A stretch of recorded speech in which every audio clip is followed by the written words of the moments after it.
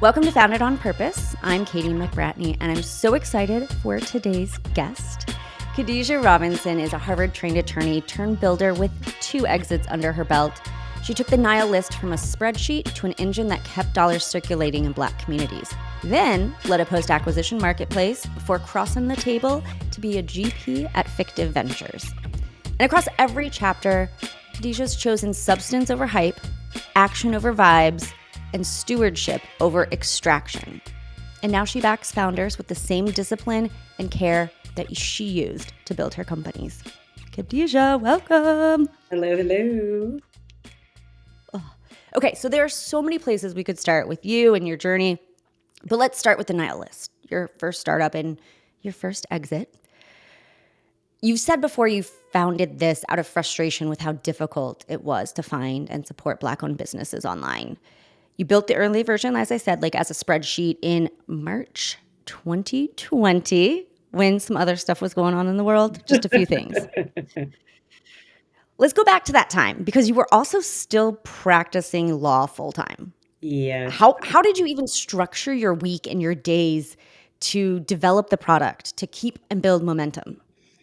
Yeah. So I started working on it in 2019, really. And it was the result of my what I call quarter life crisis. I was going through a shift in what I thought I was going to be doing versus what I knew, about halfway through the clerkship that I was doing with the US District Court judge that I needed to be doing. So trying to figure out my life. I thought I was going to go to a US attorney's office and be a prosecutor. I realized quickly that was never going to happen.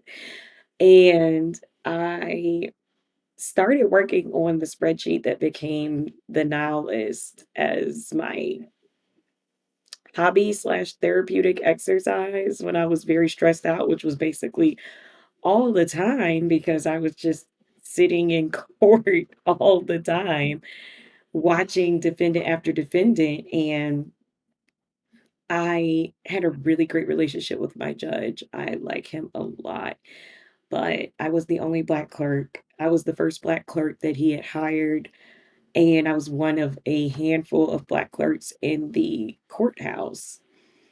At the time, I think I was the only Black clerk who did not have a Black judge.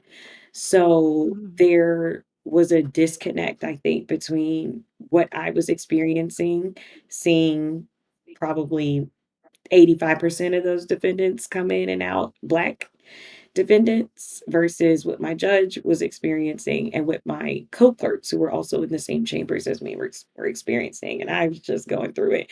I became a huge prison abolitionist. I would talk to my judge about like how we could some of our sentencing should include like yoga or kittens in prison. And he was like, "What are you talking about?" And I'm like, "Yoga has been shown to reduce recidivism." He's like, "What?" I love it. You're like, there is data, which also has now translated into this thing called social prescribing. Like, it's real. It's real. So I was going through that and I started the spreadsheet for the Nile List as my therapeutic exercise. Like, I want to, at minimum, if I do nothing else, I want to buy with Black owned businesses. And so that's how it was birthed. And then as I started really talking about it more with family and friends, they were like, "Oh, that's cool. Have you come across a company that does this? Do you know a company that makes this? Like, I want to support Black owned businesses too." And her tagline was actually just from that back and forth experience. We know somebody Black who makes that. Like, whatever it is that you're looking for. You need batteries, we know somebody Black who makes that. So it was definitely me being confronted with a problem myself, talking to people around me who were experiencing the same thing and wanted some kind of solution, and then bringing that to life. Although what I was doing at the time, I had no idea was starting a startup. I was like, "Oh, I'm building a database," and then I was building a website, and then an app, and like, yeah, just making something for people to help them shop with Black folks. And I don't know when the light bulb came on that like this was a startup and I needed a tech team and all this other stuff. But um, it was a lot of me just stumbling around as a lawyer, doing things in my spare time, which is mostly non-existent as a lawyer. And honestly, I will say that with COVID, it helped because well, helped is a weird way to put it, but I was stranded in Africa during the majority of 2020.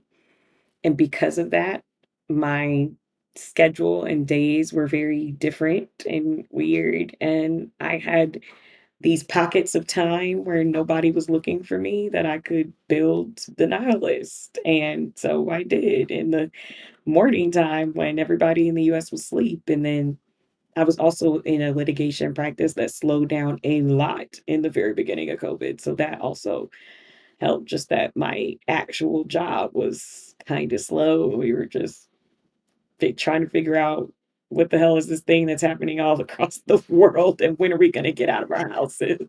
None of us knew what was going on. Well, and you said there wasn't one light bulb moment where you realized this was a startup.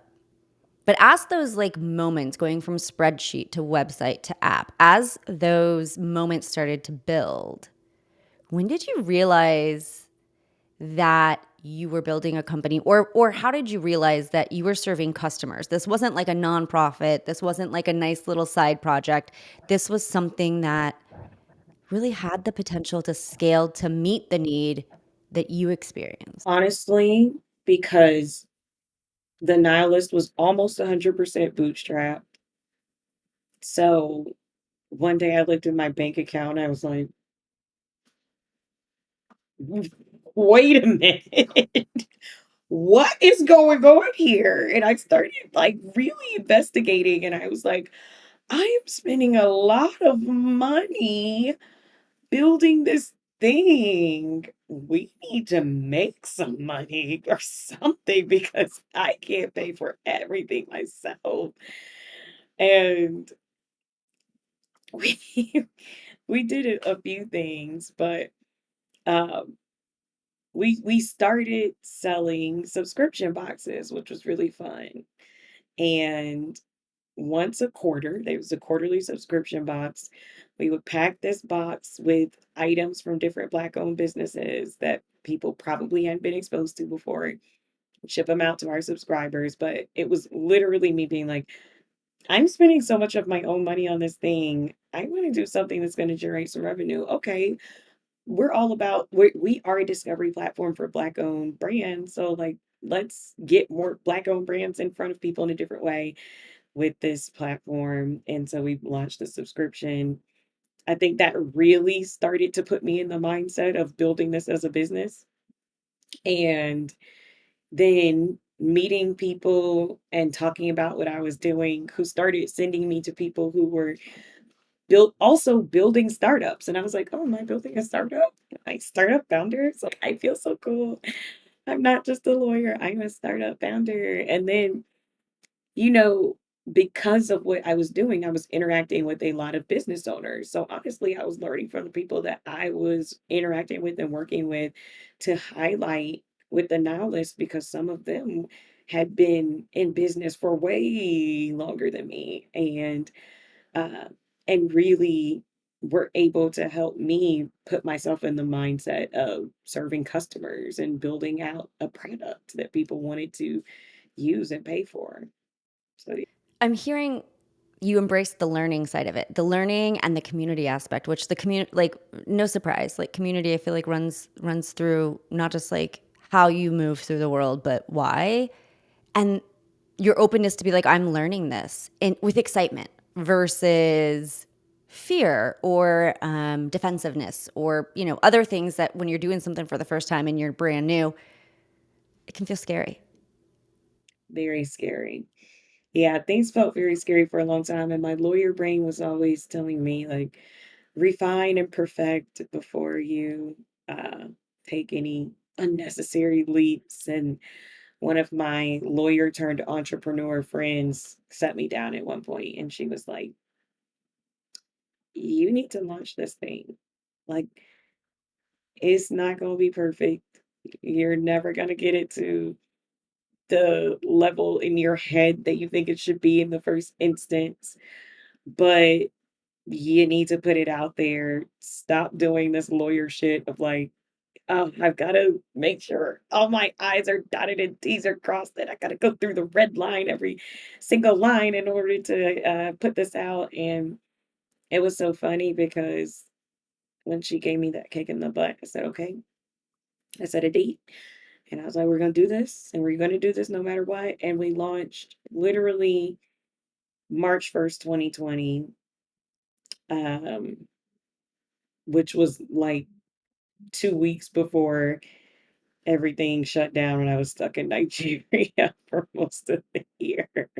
But the Nile List was focused on online shopping, and suddenly everybody was shopping online. And then the Nile List was focused on Black entrepreneurs. And with the murder of George Floyd, everybody was thinking about how they support Black entrepreneurs. So that timing was so much better than I ever could have thought going into it. And I'm very happy that I got that kick in the butt to say, stop procrastinating and doing everything except just putting the thing out there. So much love for the friends who are kind enough to be honest with us versus nice. Like, I would take a kind and honest friend over somebody who is just playing nice any day. Everybody who knows me knows that I'm very direct. But somebody told me a few years ago, clarity is kindness and is the best gift that you can give to an entrepreneur, because the longer that they operate in delusion, the more money they spend, the more time they waste, and the more resources they burn. So, Yeah. Underline. I fully co-sign. Huge fan. Huge believer in that. Okay, so you're in Nigeria. It's taking off. You realize you have a startup. Like, not you might have a startup, but you have customers, you have a business, you're growing, and you're catching some attention, including Combs Enterprises, the company who ultimately acquired the Nile List. At what point did you know, like really know, that an exit was possible and on the horizon? And were you ready for it? no, I was not ready. I had no idea I was doing, what was going on. And honestly, it wasn't until they were like, you know, they approached me and we started talking about partnership and, working together.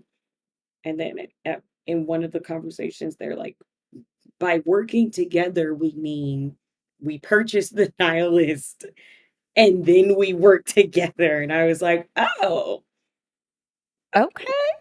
And they're like, what are you valuing the company at? And I'm like, let me get back to you on that. And I like picked up my phone. I was like, hi, how do you value a company? This is the figure outness, though, of an entrepreneur is like, I don't know yet. I'll get back to you. I'll get back Quick to Google search, you. phone calls. I don't want to give you a number off the top of my head, but let me put something together and I'll come back to you. And then uh, I went and figured out how to come up with the number off the top of my head.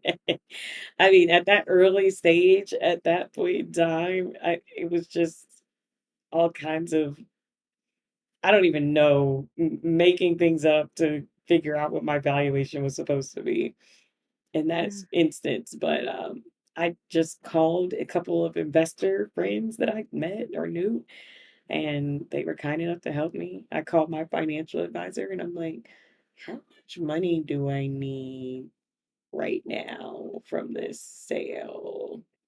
Um, and like, what kind of salary do I need going into this company? Like, let me actually think about this logistically. I called my accountant and I'm like, we got to get all the books for the company in order because they're gonna wanna look at them. So we've got a lot of work to do. Here's a lot of receipts for the last 2 years. Thanks so much. What Um, they're there for. yes, But I love that you, like, thought about what you're worth, right? From a few different angles. Like, you coming into the company and contributing not just everything you built with the Nile List, right? But you as a person, your time, your energy, your relationships were coming with it. And it sounds like you weren't, it sounds like you were smart enough to know that you needed to get as much value out of it as they were.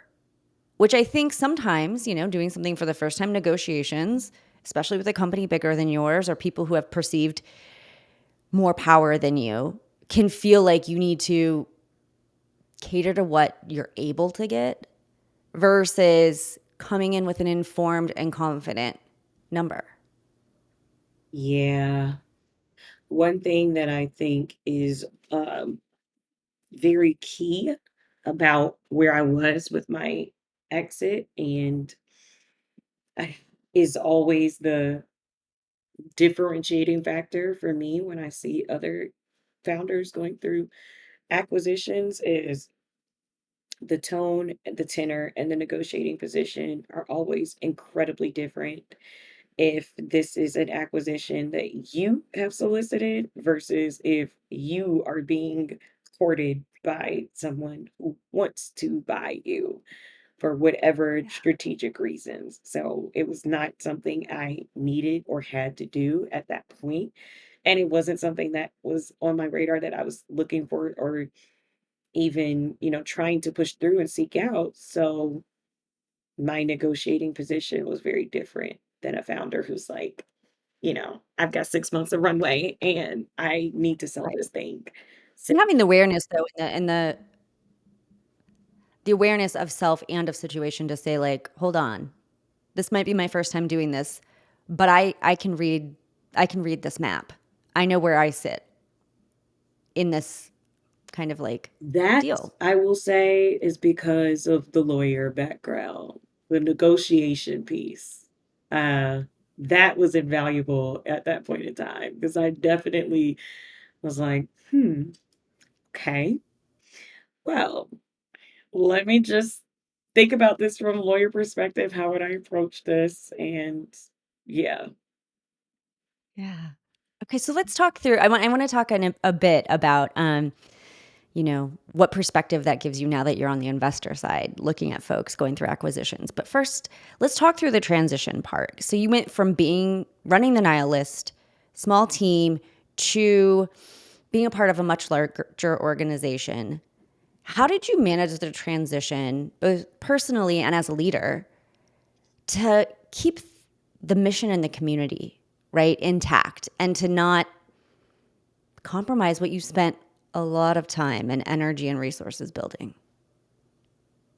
that is an interesting question. I struggled with it a bit. I think the outward mission was always intact in terms of, I went then to Empower Global as a part of the Combs Enterprises umbrella, and I was leading that as CEO. We were building a marketplace for luxury Black products and brands as well as art. And so I was still able, and the company was still fully mission aligned and focused on how we're uplifting and supporting Black entrepreneurs. Um, I do think that I struggle a lot in terms of going from the solopreneur and really small contract team to bringing in full-time employees, working in this ecosystem of companies in this umbrella, almost as like a subsidiary.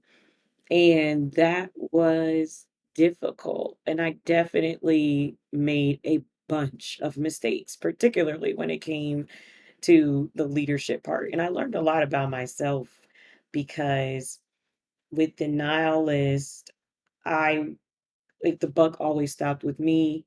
I am very type A and very anal and very committed to excellence across the board. And I'm very hard on myself. So I was like, if I have got to stay up until 3 o'clock in the morning to do this thing, or I've got to just go to sleep but wake up at 4 a.m. to do this thing before I go to work, and I'm only averaging 4 hours of sleep a night so that I can make all these things happen, then that's what I'm going to do. So AM. I learned a lot about myself as a leader and just as a person in general. I can be very self-critical, very hard on myself, high expectations, very type A, very like everything has to be done and it has to be done well. And whatever we got to do to make it happen, we're going to do it. And so I expected that from my team, and I was very hard to work with. And I know that in retrospect.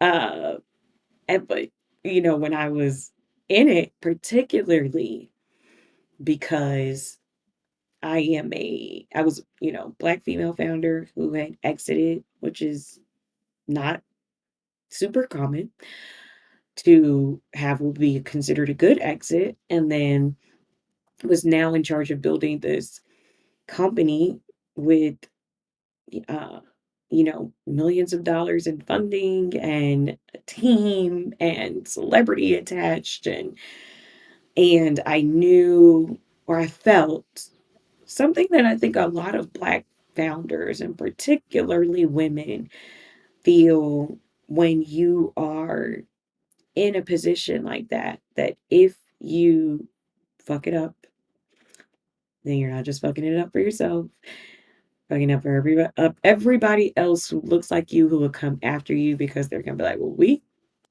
we gave Khadijah money and we tried to help her and look at what she did with it. So, you know, can't give you next 100 Black women any money because look at what Khadijah did. And I just did not want to be the barrier for anybody who came after me. So I know I put a lot of pressure on myself. I put a lot of pressure on my team. And I felt a lot of downward pressure as well from the ecosystem I was operating within in this new company. So it was just very interesting. And going through it, it was hard because I didn't have many people in my network who even could kind of understand that and what I was dealing with. Now, having met more founders who have exited, and particularly founders who have exited in a way where they're now working within the acquiring entity, I understand that it's a lot more common of an experience, but I just didn't have that at the time. So it was weird. It was lonely. It was incredibly hard. And I will say that the next 2 years after my exit were probably some of the worst with respect to just mental health.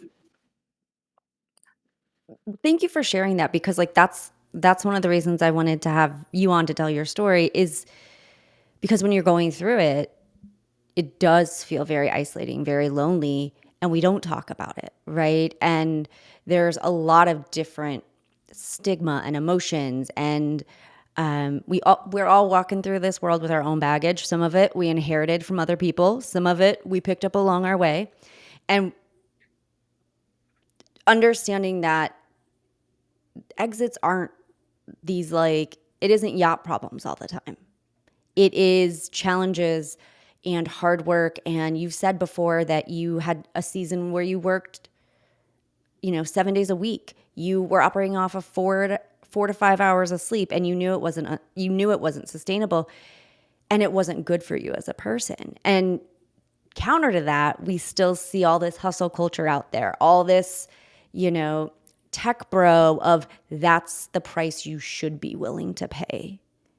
So it's really great to hear you say that to people who admire you. I know personally several founders who look at you as such a role model, and to hear like, yes, this was this excellent milestone, and it was still hard. Like both things can be true, and giving permission for them to do with that information what they can do. So it's very much the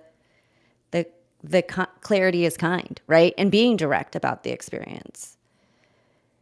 Yeah. What elements of that, like of that season of hard times, do you take with you now into the work that you do and how you move through the world? Because all of your work is very beautifully integrated and connected. And what pieces of it were you like, not again? Nope, leaving that there. Uh, there's an archetype of person now that I have just learned to avoid. And when I say certain archetype, I mean actually a whole cast of characters in a film that I just never want to play in ever again. So I I definitely just you live and you learn in that sense. And now I am very direct and I am very, very, very I act a lot on my discernment when it comes to people in this whole startup ecosystem.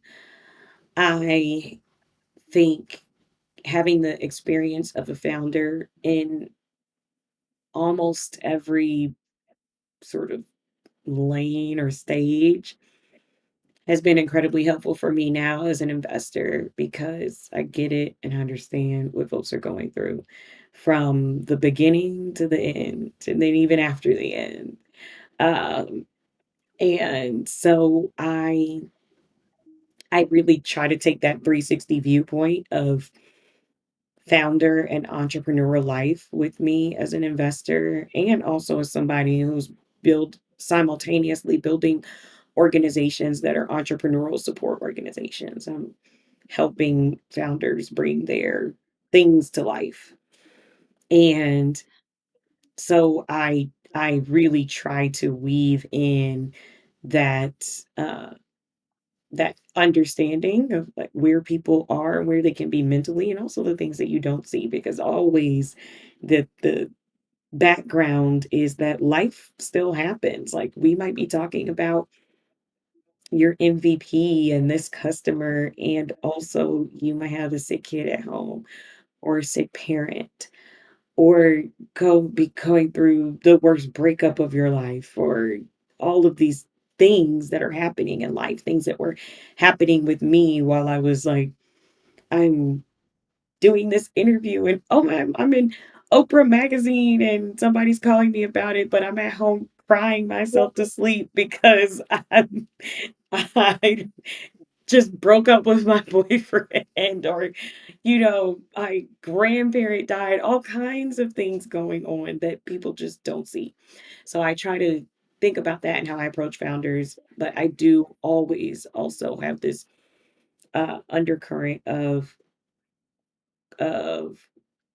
just very directness, a lot of directness and a lot of clarity around where they are and what I'm seeing. And if I am seeing something and the writing is on the wall from a mile away, I'm not the person who's like, oh, that's very nice. And just let them kind of go gently into the night, but try to hopefully help people make at least a couple fewer mistakes than I made when I was out there beating around trying to figure out how to be a founder. Because that's the thing, is like every founder is building that thing for the first time at that point in time. With every, to your point, with everything going on.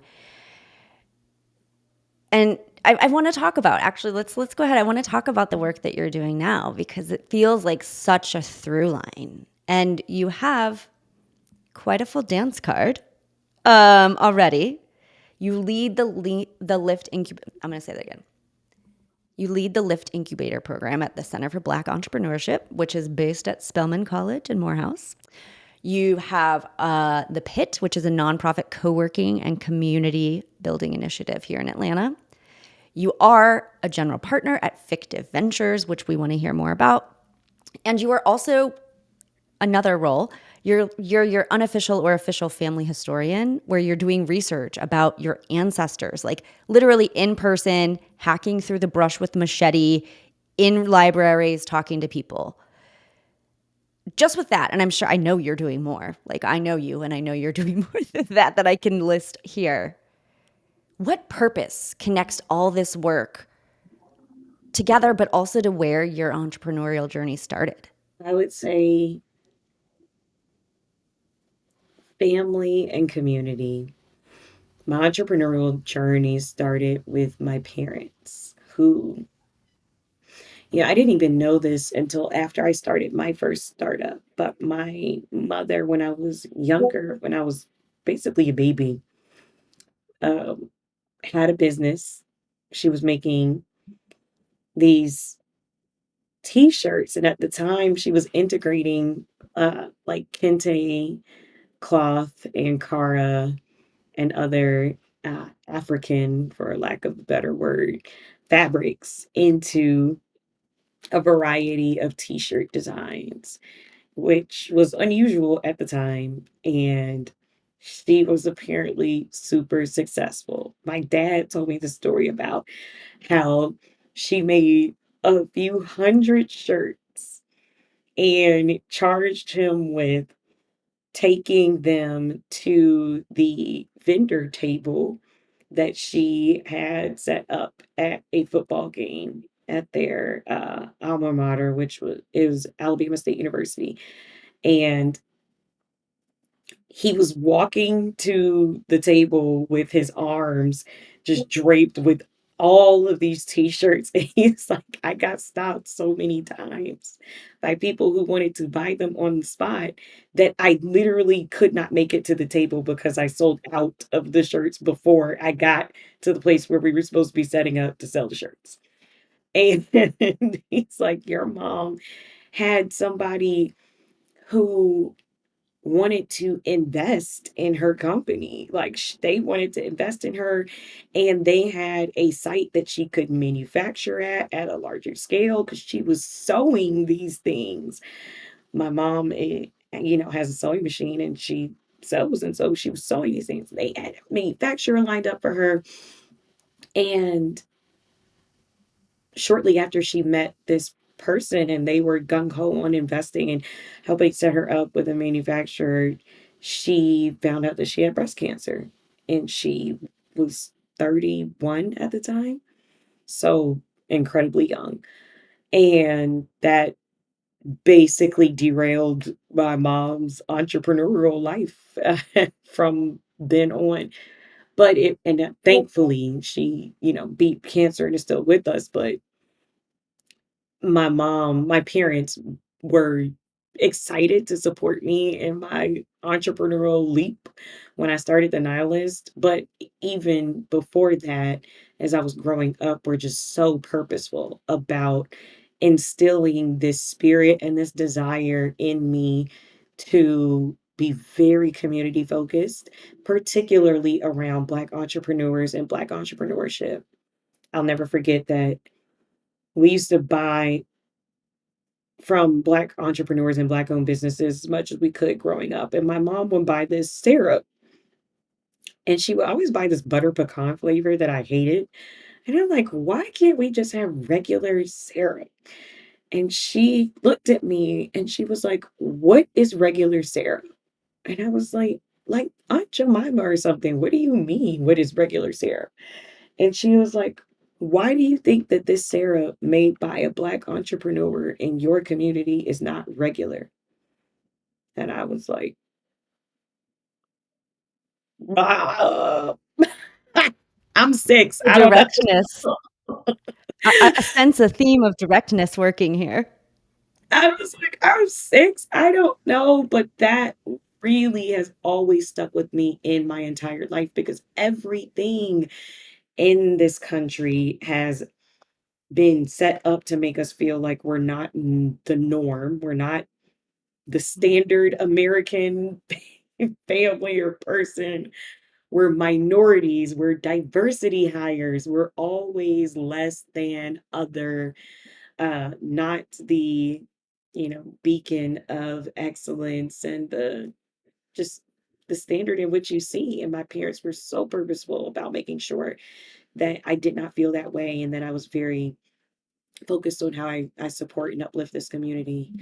and how I view myself and how I view the entrepreneurs around me. And that just carried into why I wanted to build the Nile List and everything that I've built after that. It carried into why I want to invest into Black startups now and Black entrepreneurs, why I want to support Black entrepreneurs to scale with the pit, why I, want to help rediscover parts of my family history as the Tatum family historian and really be able to connect more dots about who we are as a people because we are truly, truly amazing.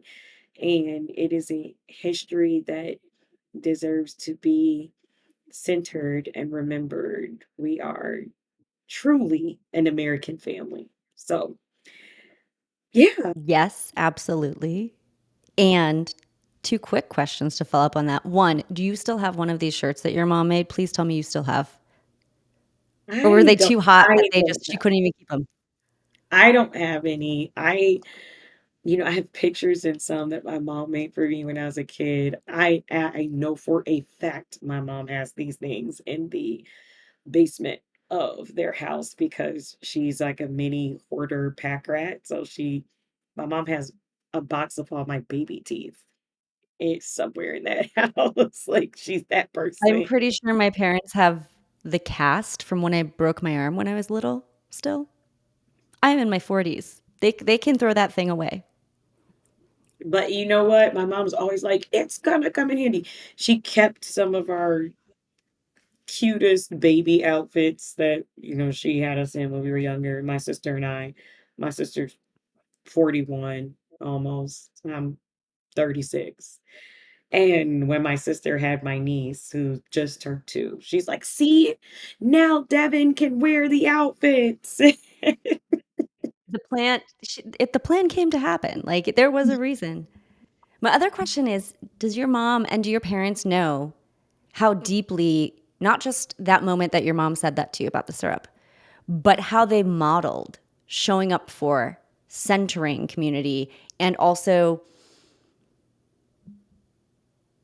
changing the perspective of what we view as the norm in America? Do they know how much that shaped who you are today? I'm sure they do. I'm sure they do. We've talked about it before. My parents were so purposeful in how they raised me, even to the point where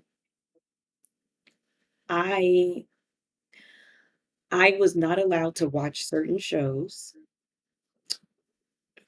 till to today. I still haven't seen them, and I was not allowed to read certain books, such as like when I say shows, I mean like Shirley Temple or just Mm. random shows that you would think are just very standard in the American mainstream. But my parents were like, no, kind of racist. We don't like this Bojangle-ish black man dancing in the background. So no, you can't watch that. Or my parents did not allow me to have any white dolls when I was growing up. And their philosophy was they did not want me to think that beauty was the equivalent of or equal to whiteness. They wanted me to see and understand that beauty um, can and it be and is encapsulated in blackness. And so I was only allowed to have black dolls. They did not want me to have any Barbies that were white. The children's books that I read had very limited white characters because they wanted me to see myself reflected around me and understand that I was a normal girl and I was pretty and I was smart and I was all the things and I was not this other. I was not DEI as they are saying now, but I was just a Black girl. So Just as American as someone who didn't look like you or had a different background or who lived in a different part of the country. Yeah, parents and I sound remember we incredible. beefed a lot about it when I wanted the American Girl dolls that were not I'm like, "Well, Oh, Abby, at the time, the only Black American Girl doll was a slave." And I was like, "I want more than just Addie." your parents sound just incredible, and I just want to thank you for sharing that. Like it's really beautiful to hear how your parents instilled that and centered it in Black excellence for you and charted kind of like gave you a compass that allowed you to chart your own course to here. It's just beautiful.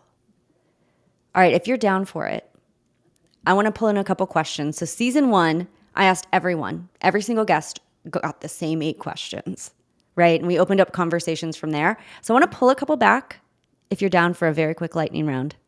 Of course. All right. When was the last time you were wrong? And I wanted to ask you that one because you know I agree with pretty much all your takes. But also, I love your humility in that you're like, yeah, I'm a human. Nobody's perfect. So, when was the last time you were wrong? Big or small? When was the last time I was wrong? Probably this morning.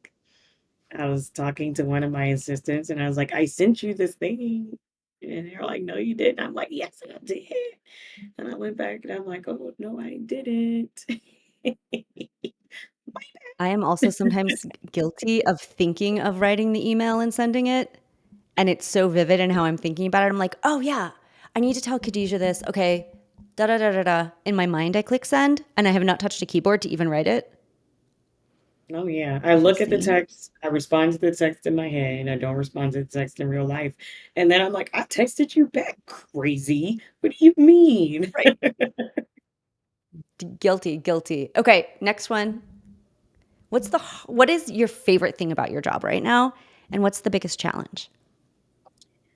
Favorite thing about my job is when I see a founder get to the next step, and it can be tiny, but for example, on Tuesday, I had a call with the cohort that I'm running for the LIFT Incubator.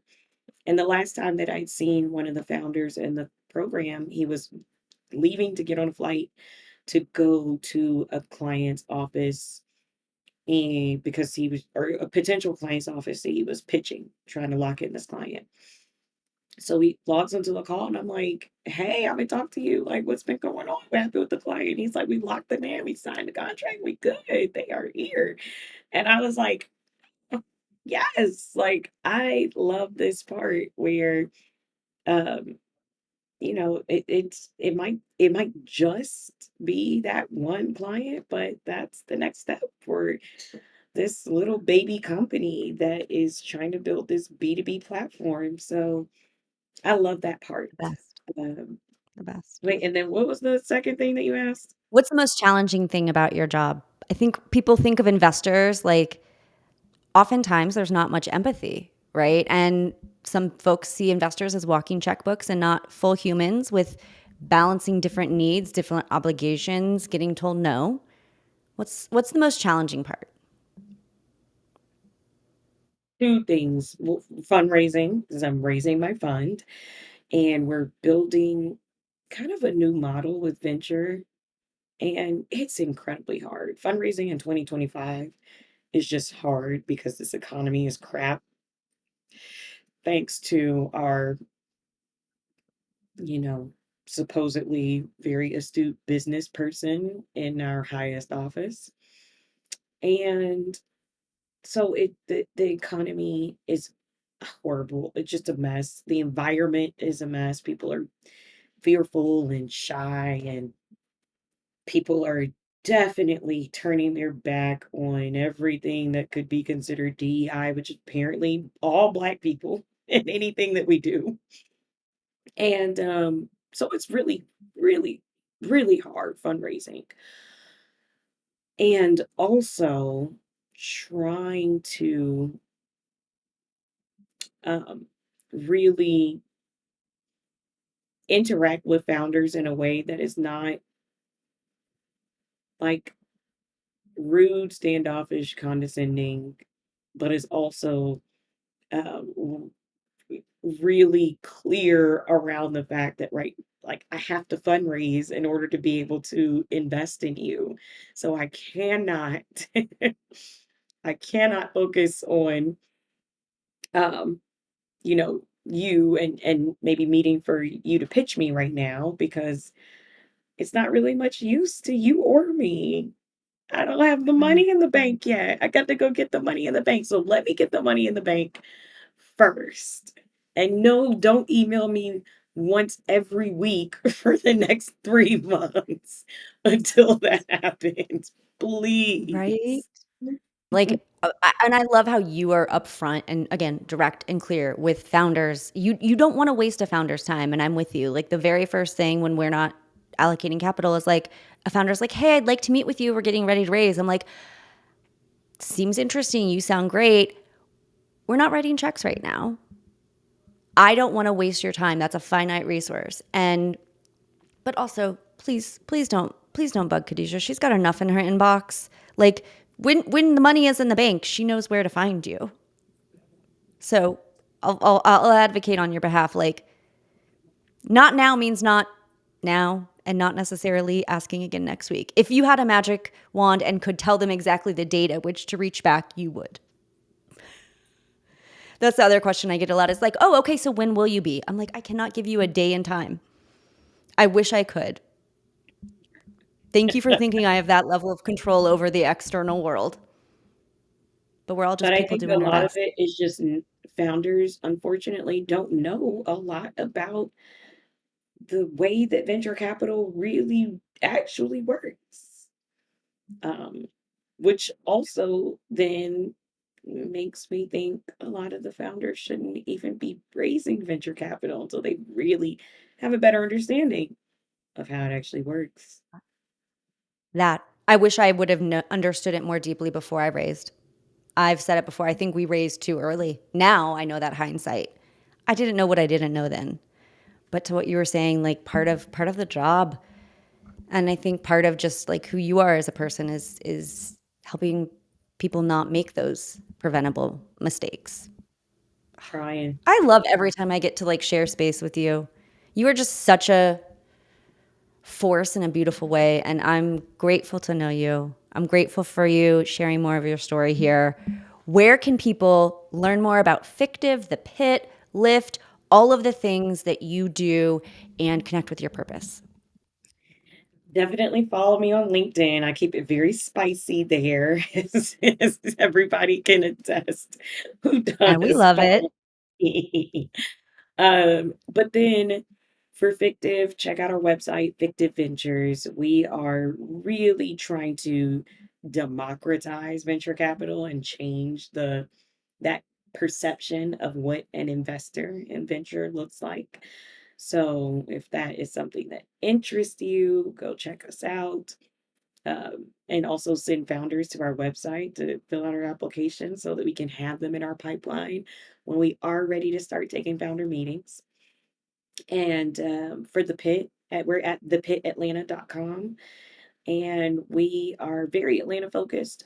We do monthly meetups. We do an investor coffee chat every third Monday at Land of a Thousand Hills Coffee Shop on Spring Street. And we also do monthly co-working days, typically at ATDC. You can find all that information on our website. We are really trying to get very purposeful and tactical about how we support Black founders to more revenue, more investments, and more M&A activity in Atlanta, and then hopefully eventually beyond. So that, and then for the LIFT program, check out the Center for Black Entrepreneurship. It's a partnership between Spelman, Morehouse, and the Black Economic Alliance. It This website is cbecenter.org, and the center is really pushing out a lot of very interesting programming, but that has a research academic focus, a student focus in terms of cultivating student entrepreneurship and between Spelman and Morehouse, but then also community focus, and where my program lies with startups in the Atlanta entrepreneurial ecosystem and how we help bring them to investor readiness so that when they do go to raise, they do know a little bit more about how venture capital actually works. And they're really ready to actually take on those investors and bring those checks in and operationalize them. So, yeah, find me in those Awesome. places. We will put all of those links in the show notes, make it easy for people to click, learn, get involved, support. Founders, you'll know where to go. Fictive writes checks early, like early. You can learn more about what's a right fit for the pit, what's a right fit for Lyft, learning more about how you can plug into the Center for Black Entrepreneurship. And I would also just say, not just follow Khadijah on LinkedIn for the spicy takes, but she shares as she goes. So if you're like, I don't get VC, I don't think it's for me, I feel silly asking this question. One, you're not. And two, Khadijah's got you. And I just thank you. Thank you for making something that feels like it's a gated, exclusive, access only granted field opener, more kind, more purposeful, and actually doing action and not just doing the talk. Like it's we need more of it in the world. And thank you for being a lot of it. Thank you. Thanks for tuning in to Founded on Purpose, a Renew Venture Capital podcast. Founded on Purpose is produced and hosted by me, Katie McBratney. For more conversations like this one, you can find all our episodes on Spotify, Apple Music, or wherever you get your podcasts. And if you like this episode, give us a 5-star rating. Each one helps us reach more people who believe in changing the world through purposeful, profitable business. Until next time, be well.